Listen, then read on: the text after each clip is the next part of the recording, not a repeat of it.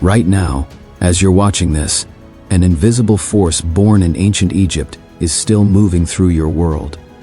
It's in the air you're breathing. It's in the darkness you fear at night. It's in every sunrise you've ever taken for granted.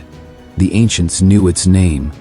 You don't, not yet, from the serpent that tries to swallow the sun every single night, to the invisible god whose name could disintegrate reality itself. These are the 10 most powerful gods who ruled the Nile. And by the end of this video, you'll understand why their power never truly died. This is the Immortals, where legends never die. Subscribe and take your place among them. Some called them guardians, others called them monsters, but every single one of them shaped the world you're living in right now. Let's begin. Number 10. Apep, the serpent of absolute chaos. Starting at number 10, we meet the thing that even gods have nightmares about. Apep is not a god. Let that sink in. He's something worse. He is the void itself given form. The embodiment of Isfet, pure chaos, that existed before creation and has one single purpose: to drag the entire universe back into nothingness. Every other deity on this list represents something: life, death, justice, knowledge. Apep represents the absence of everything. He is non-existence with a heartbeat. And every single night, when the sun dips below the horizon, a war begins that most people have never heard of. Deep in the underworld, Apep coils around the path of Ra's solar bark, unleashing a roar so powerful it shakes the foundations of reality, and a gaze so paralyzing that even gods freeze in terror. His goal is simple: swallow the sun and end time itself. For the ancient Egyptians, every sunrise was not just a new day, it was proof. Proof that chaos had been beaten one more time, that the gods had fought and bled in the dark so that you could see the light. Now here's something most people don't know. The Egyptians didn't see Apep as some distant myth. When the earth shook beneath their feet, that wasn't tectonic plates. That was Apep thrashing in agony as Set's spear pierced his body. When a solar eclipse darkened the sky in broad daylight, that wasn't the moon's shadow. That was the serpent finally catching the sun in his jaws. And in those moments, absolute panic. Priests screamed incantations. Entire cities beat drums and clashed metal, desperately trying to scare the beast and help Ra break free. Think about that. Every earthquake, every eclipse. For thousands of years, millions of people believed a monster was trying to eat reality. And honestly, when the ground shakes beneath you at 3 in the morning, tell me that ancient fear doesn't still live somewhere in your bones. Apep is the reminder that peace is not the default state of the universe. It's a war that must be won every single day. And the darkness, it's always waiting at the edge. But if Apep is the force that wants to destroy all life, then the next god on our list is the one who builds it with his bare hands. Number 9. Khnum, the divine potter. At number 9, meet the god who literally sculpted your soul before you were born. While other gods sat on celestial thrones issuing commands, Khnum got his hands dirty. Depicted as a man with the head of a ram, he is the biological architect of every living thing that has ever drawn breath. Here's how the Egyptians saw it. On the island of Elephantine, Khnum sits at his potter's wheel. He takes the dark, fertile clay of the Nile and he shapes, not just bodies, souls. He molds your face, your bones, your voice. Then he crafts your Ka, your life force, your spiritual fingerprint. And no two creations are ever the same. Every freckle, every talent, every flaw, intentional, designed by divine hands. He was the protector of women in childbirth, the patron of midwives, the silent craftsman who made sure every new life entered the world exactly as intended. But here's the part that gave Khnum real, terrifying power. He controlled the Nile. The Egyptians believed the river itself was born from a secret cavern directly beneath Khnum's feet. He held the floodgates of the abyss. If he opened them, Egypt flourished. Crops exploded from the soil.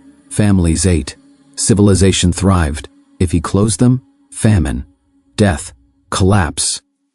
This isn't just myth.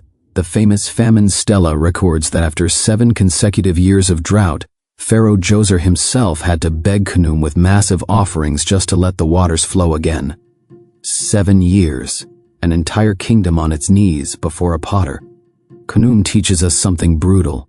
It doesn't matter how powerful your army is, or how tall your monuments stand. The one who controls the source controls everything. And speaking of controlling the Nile, the next god didn't just control the river. He was born from it, and crossing him meant death. Number 8. Sobek, the Lord of the Waters. Number 8. Fear the river's edge. Sobek is nature with its teeth out, depicted as a man with the head of a crocodile, or sometimes as the massive beast itself. He is the raw, visceral, unchained power of the Nile given divine form. The Egyptians believed the Nile was born from Sobek's own sweat. Every drop of water that fed the kingdom, every flood that fertilized the soil, it all flowed from him. He was feared for his aggression, yes, but he was also the healer, the shield against evil, the brute force that protected the righteous. Ancient texts say Sobek himself dove into the depths to help Horus recover the scattered remains of Osiris. In his temples at Khnum, living crocodiles were raised as sacred beings, adorned with gold and jewels, fed the finest meats. These weren't pets. They were living connections to a god whose jaws could snap shut on your fate at any moment. But here's where it gets dark. There was a belief, whispered among warriors, never spoken in temples, that if you hunted a Nile crocodile and consumed its flesh, you could absorb Sobek's power directly into your body. This wasn't eating, this was transmutation. The warrior who did this supposedly gained the god's endurance, speed, and ferocity, practically invulnerable on the battlefield. But it came with a price, because eating the sacred animal was also a direct challenge to the god himself. It was the ultimate gamble. Either you absorb his power, or you insult a deity whose entire identity is being the apex predator. Sobek is the lesson that nature's power isn't meant to be worshipped from a safe distance. Sometimes to survive in a hostile world, you have to become the predator yourself. Now, Sobek can protect you while you're alive, but the moment your heart stops beating, you belong to someone else entirely. And his scales don't measure strength, they measure truth. Number 7. Anubis, the guardian of souls. Number 7. The keeper of the scales, the one who decides where you spend eternity. Anubis. Even if you've never studied a single page of Egyptian mythology, you know his silhouette. The jackal-headed figure standing in the darkness, waiting. He is probably the most iconic image to ever emerge from the ancient world, and there's a reason he haunts us. Anubis is not a reaper, he's not there to punish you. He is the most compassionate guide you will ever meet, but only if your heart is clean. He invented mummification. When Osiris was murdered and torn apart, it was Anubis who reassembled the body, who wrapped it, who performed the first embalming ritual in history. He created the technology of immortality. Every mummy ever made, every pharaoh preserved for eternity, that's his protocol. And in the Hall of the Two Truths, it's Anubis who places your heart on the scale. On one side, everything you've ever done, every lie, every act of kindness, every secret. On the other side, a single feather, the feather of Ma'at, truth itself. His jackal eyes miss nothing. If your heart is light, you pass into paradise. If it's heavy, you're devoured. Gone. Not even a memory. Now here's what most people get completely wrong about Anubis, his black fur. In the modern world, we associate black with death, mourning, emptiness. The Egyptians saw the exact opposite. Anubis is black because of the fertile silt of the Nile, that dark, rich mud left behind after the floods that made all life possible. Black wasn't death. Black was the color of rebirth. His skin was a promise. Even in the darkest tomb, even in the deepest grief, there is a seed waiting to grow. Anubis doesn't end your story. He plants the next one. He is the alchemist who transforms the decay of the body into the purity of an eternal spirit. Proof that in the heart of the deepest darkness is exactly where life begins. All right, halfway check. You've now met 4 gods: chaos, creation, predatory force, and the guardian of death. But I need to ask you something. If you could have the power of any god so far, which one would you choose? Drop it in the comments.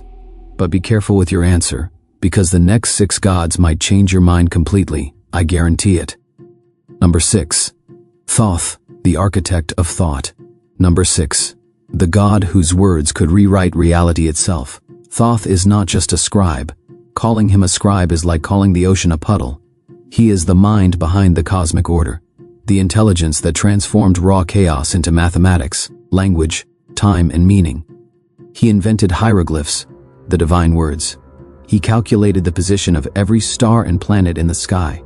He created the calendar, measured time through the phases of the moon, and ensured the seasons and the flooding of the Nile followed their course. When gods clashed and the universe trembled on the edge of destruction, it was Thoth who stepped in with pure logic and talked them down. Without Thoth, the universe doesn't just lose its librarian, it loses its operating system. Reality crashes. But now here's the part that was punishable by death to even speak about in ancient Thebes, the Book of Thoth.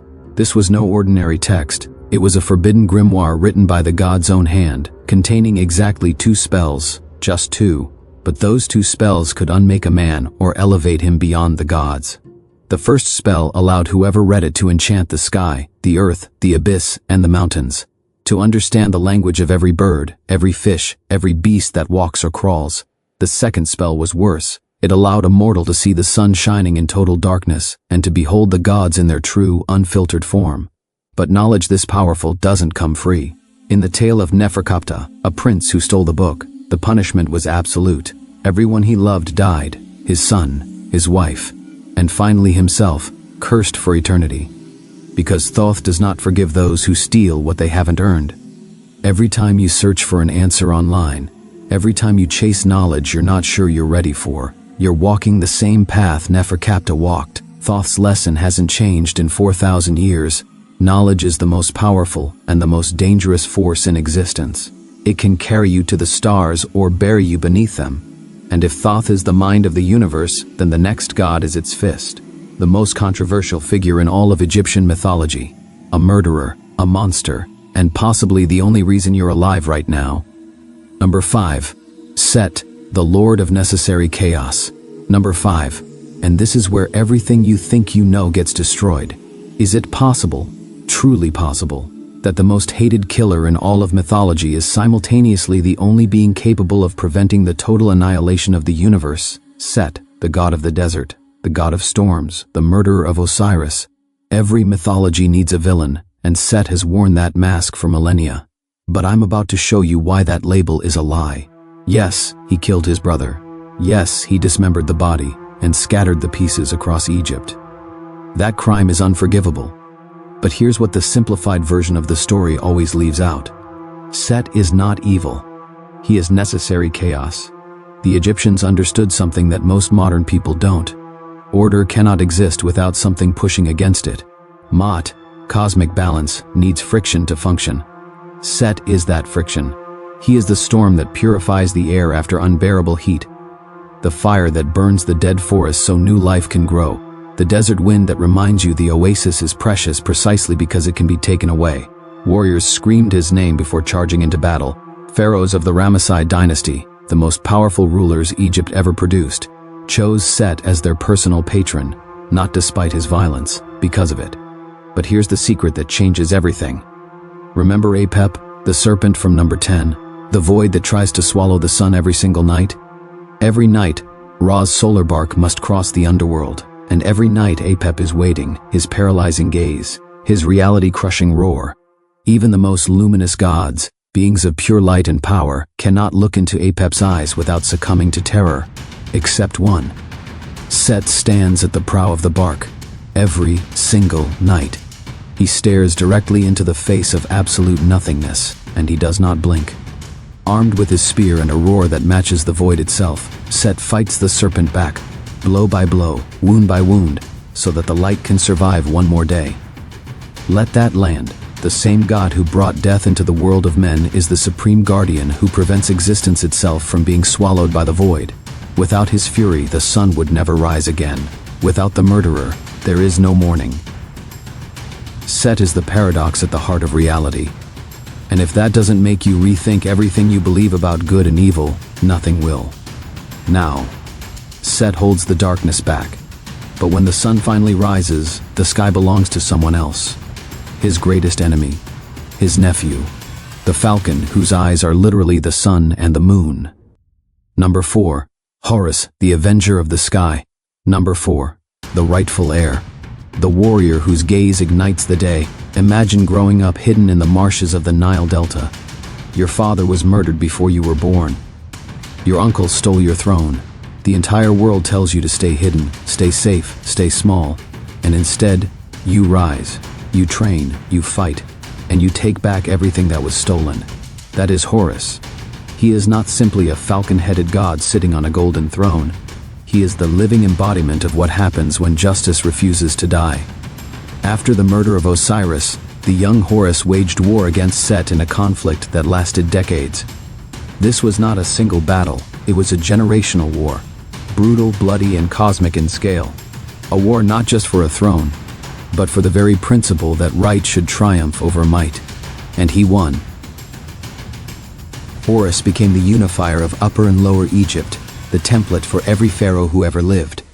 Every living king was considered the physical manifestation of Horus on earth, not a representative, not a servant.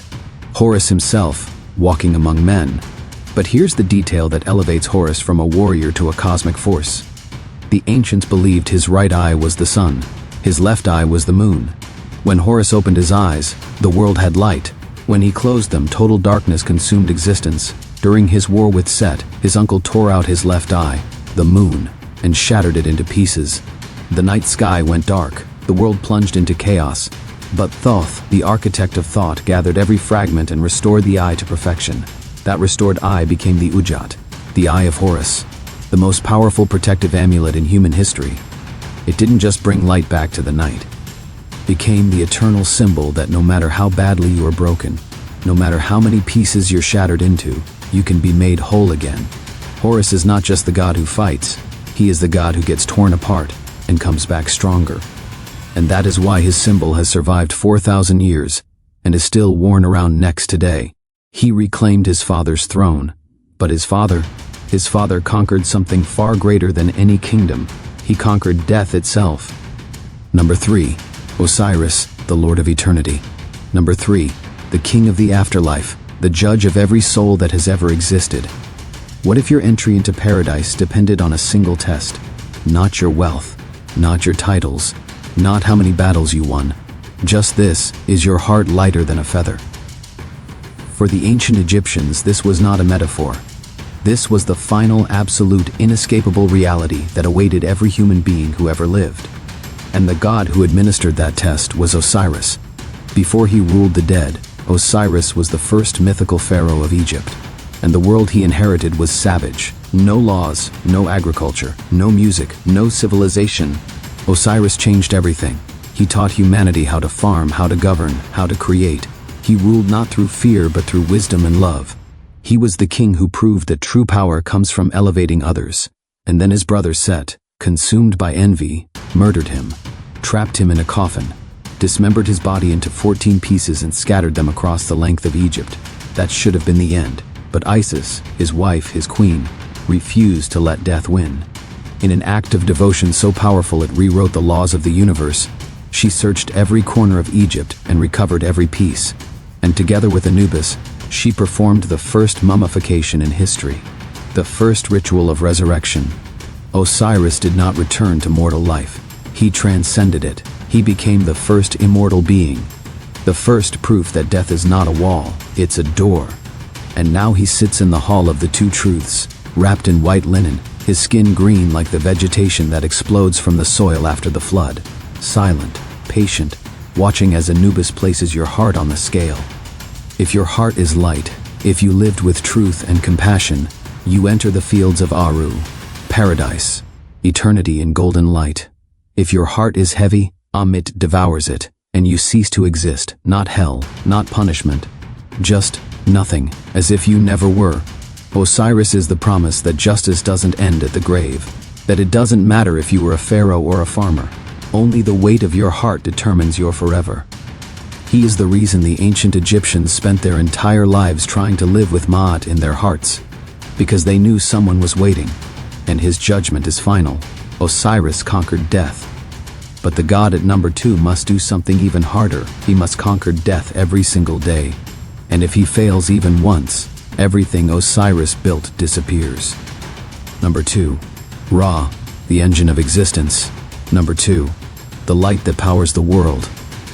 What if the sun is not a star? What if it's a warrior, a god, who must die and be reborn every 24 hours just to keep you alive? Ra is not a symbol of the sun. Ra is the sun. He is the primordial source of all energy, the engine that initiated the first moment of time, the Zep Tepi, and has been burning ever since. Without his movement across the sky, time stops. Seasons end. The cosmos returns to none, the cold, dark, motionless ocean of original chaos. His power is not static, it's a cycle of constant transformation. At dawn, Ra is born as a child, Khepri, fresh, radiant, full of potential. By noon, he reaches his peak, blinding, absolute, untouchable. And by sunset, he is an old man, Atum, weakened, fading, descending into the underworld. And this is what separates Ra from every other god on this list. Every other god holds their power permanently. Ra must earn his every single day.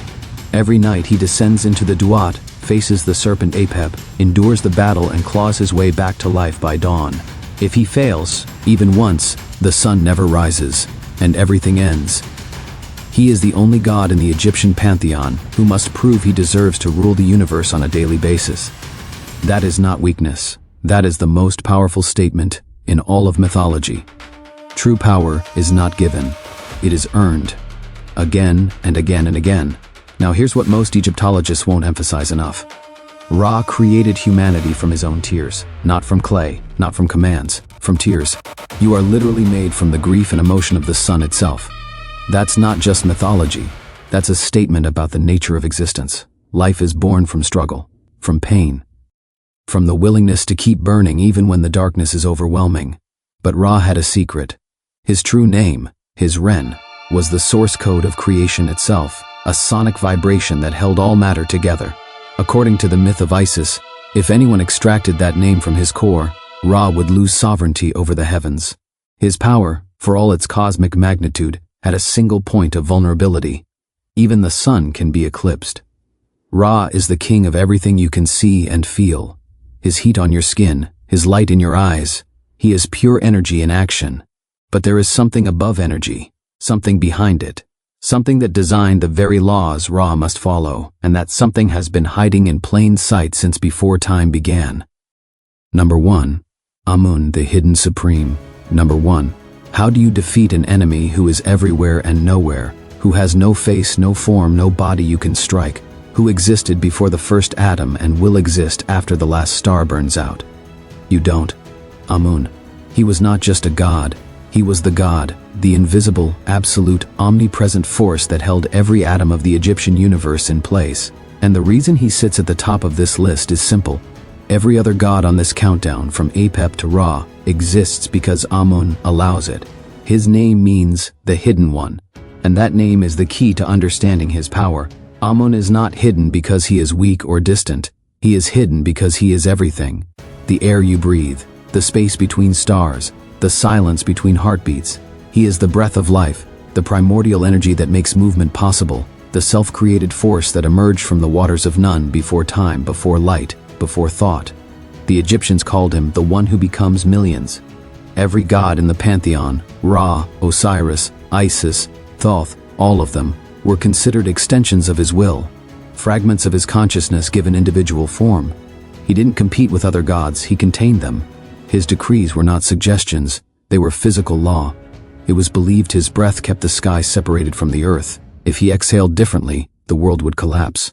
During the New Kingdom, his priests at Thebes held more power than pharaohs. Wars were launched in his name. Kingdoms rose and fell based on whispers from his oracle. Ra is the lamp, Amun is the electricity.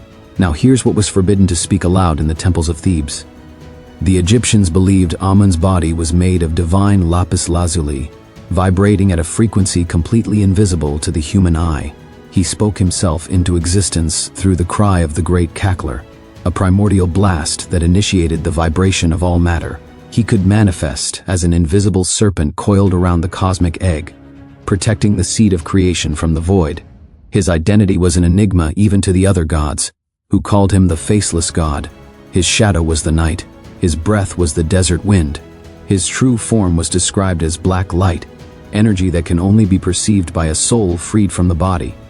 His priests chanted at specific frequencies to connect with his invisible vibration. Not prayer, resonance. They were trying to tune themselves to the frequency of the universe itself. And his true name, it was said that uttering it would disintegrate reality. Not metaphorically, literally. The sound of his real name carried enough power to unmake the bonds between atoms, so they used epithets instead. Titles, descriptions, anything to reference him without triggering the annihilation of existence. Take a breath right now. Feel that air entering your lungs. According to the ancient Egyptians, that air, that invisible, weightless, omnipresent force keeping you alive this very second, that's Amun. He's been inside you since your first breath, and now that you know his name, you'll feel him in every breath you take for the rest of your life, exactly as he intended. Egypt is eternal, and now a piece of it lives in you. But these 10 gods are just the beginning. The ancient world is filled with forces that would make even Amun take notice. If this video opened your eyes, hit that subscribe button, because the next video will blow them wide open. Drop a like if you felt something today, and tell me in the comments, after everything you've just heard, which god resonates with your soul? Which power would you choose? And if you're ready for more, click right here to discover the 10 most powerful giants in all of mythology. Trust me, you're not ready for number 1.